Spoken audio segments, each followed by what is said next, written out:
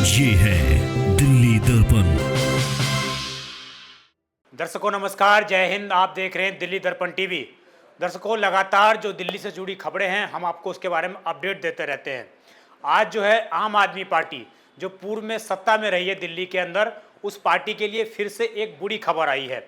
आपको बता दें, आज एसीबी ने पुनः एक एफआईआर दर्ज करवाई है, जिसके माध्यम से एक केस लॉन्च करवाया है, जिसके माध्यम से अब आम आदमी पार्टी के दो वरिष्ठ नेताओं सत्येंद्र जैन, इसके अलावा मनीष सिसोदिया पर एक नया शिकंजा कसा गया है। उनके ऊपर आरोप ये लगे हैं कि लगभग 2000 घोटाला और 2000 करोड़ रुपए का घोटाला जो है उन लोगों ने किया है। आपको बता दें, सत्येंद्र जैन, मनीष सिसोदिया इससे पहले ही किसी अन्य केस में वो लोग जमानत पर हैं। मनीष सिसोदिया जो दिल्ली सरकार के शिक्षा मंत्री रहे हैं, इसके अलावा दिल्ली सरकार में उप मुख्यमंत्री भी रहे हैं। उनके ऊपर आबकारी नीति में हेर फेर करने का आरोप है और उस केस में वो जमानत पर बाहर है। इसके अलावा सत्येंद्र जैन पर मनी लॉन्ड्रिंग के तहत केस दर्ज किया गया था और वो भी जमानत पर बाहर हैं।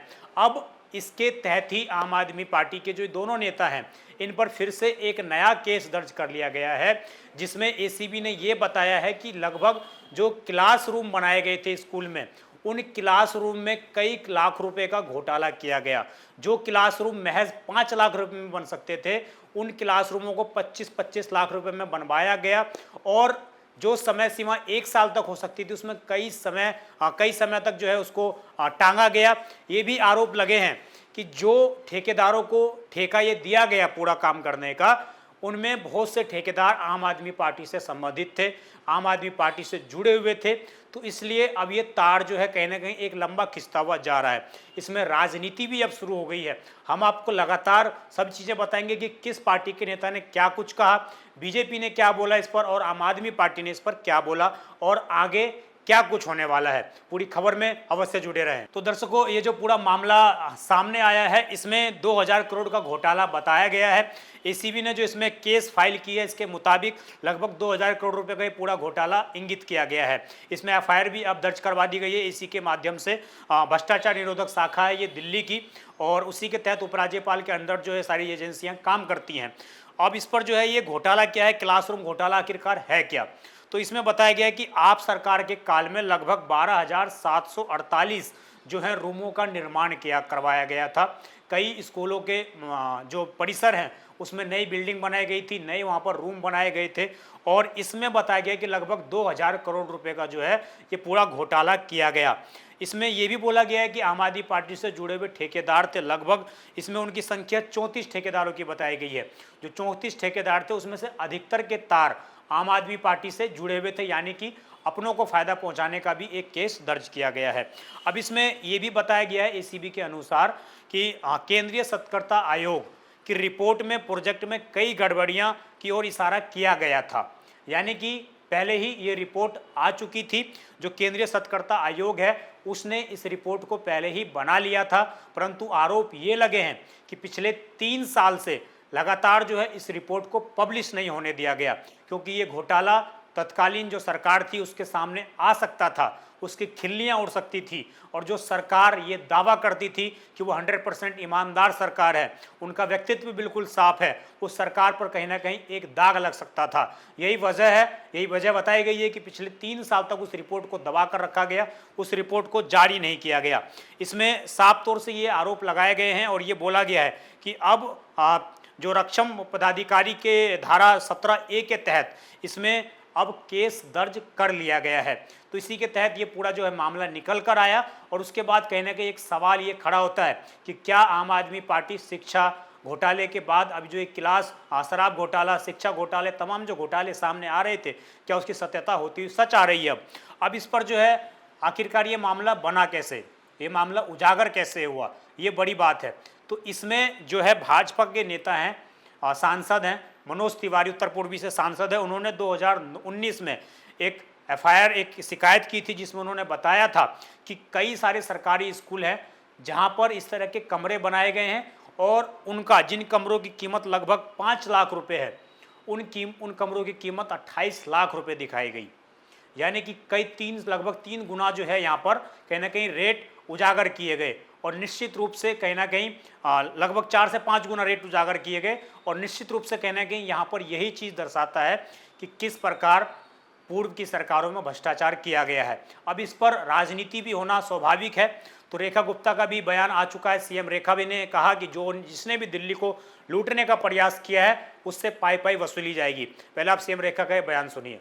जो सरकार पिछले 12 साल से दिल्ली में राज कर रही थी और जितने भी भ्रष्टाचार के मुद्दे उनके ऊपर है, जनता के एक एक पैसे का हिसाब उन्हें देना।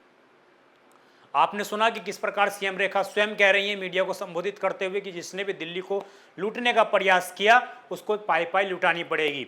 इस पूरे बयान पर, इस पूरे मसले पर भारतीय जनता पार्टी के अध्यक्ष वीरेंद्र सचदेवा ने भी बयान दिया।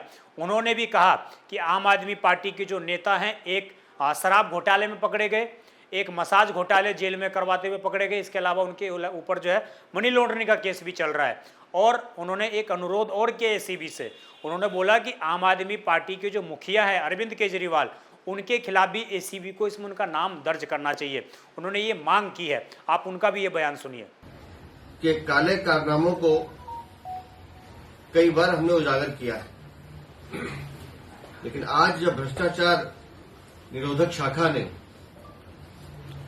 शिक्षा एवं शिक्षा सुधार के नाम पर क्लासरूम के निर्माण में घोटाला करने पर आम आदमी पार्टी की सरकार में उप मुख्यमंत्री रहे मनीष सिसोदिया और जेल में मसाज कराने वाले मंत्री सत्येंद्र जैन के खिलाफ एफआईआर दर्ज की है।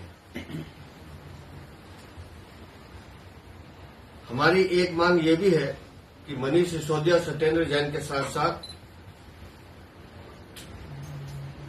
Anti corruption branch Arvind Kejriwal की भूमिका की भी जांच करें।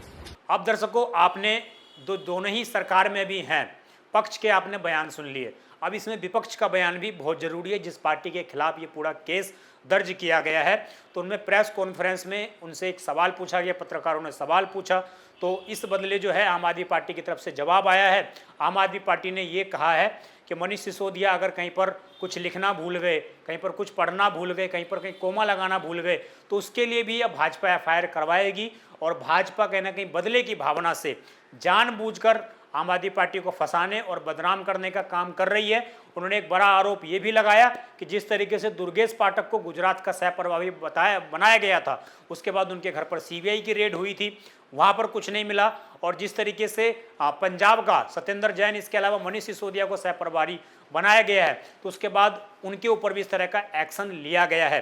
तो ये आम आदमी पार्टी का बयान सुन लीजिए। देखिए, हमें ऐसा लगता है कि भारतीय जनता पार्टी की सरकार कुछ अपना काम तो कर नहीं सकती है, और जिस तरीके से मनीष सिसोदिया जी पर और हमारे बाकी लीडर्स के ऊपर केस दर्ज किए जाते हैं, मुझे तो लगता है कि अब एक केस ये भी दर्ज होगा कि मनीष सिसोदिया जी सरकारी कुर्सी पे क्यों बैठे थे।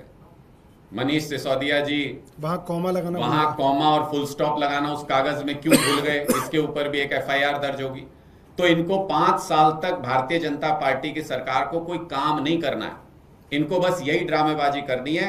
कभी इस मामले पे केस दर्ज कर दिया, कभी उस मामले पे केस दर्ज कर दिया। मैं फिर से कहता हूं, यह महज इत्तेफाक नहीं हो सकता है कि दुर्गेश पाठक जी को गुजरात का सह प्रभारी बनाया गया, उनके खिलाफ एफआईआर दर्ज हो जाती है, उनके घर पे रेड हो जाती है। मनीष सिसोदिया जी को, सत्येंद्र जैन जी को पंजाब का प्रभारी और सह प्रभारी बनाया जाता है और उनके ऊपर नए सिरे से एफआईआर दर्ज हो जाती है। ये पूरी तरह से पॉलिटिकल मामला है, ये पूरी तरह से दबाव डालने की, डराने का प्रयास है। लेकिन इन लोगों को इतना समझ आ जाना चाहिए कि आम आदमी पार्टी के नेता इनकी इन गीदड़ भभकियों से, इन केस से, इन ईडी सीबीआई से नहीं डरते।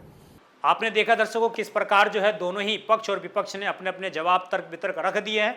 अब हम भी आपके ऊपर ये छोड़ते हैं कि आखिरकार आपको क्या लगता है, क्या वास्तविकता में दिल्ली के अंदर शिक्षा घोटाला हुआ है या नहीं हुआ है। एसीबी ने जो ये केस दर्ज किया है 2000 करोड़ रुपए का घोटाले का, इसको लेकर आपके मन में क्या सवाल है, आप क्या जानना चाहते हैं, आप क्या कहना चाहते हैं, कमेंट कर अवश्य बताइएगा। आप देखते रहें दिल्ली दर्पण टीवी। मैं विजय ठाकुर, धन्यवाद।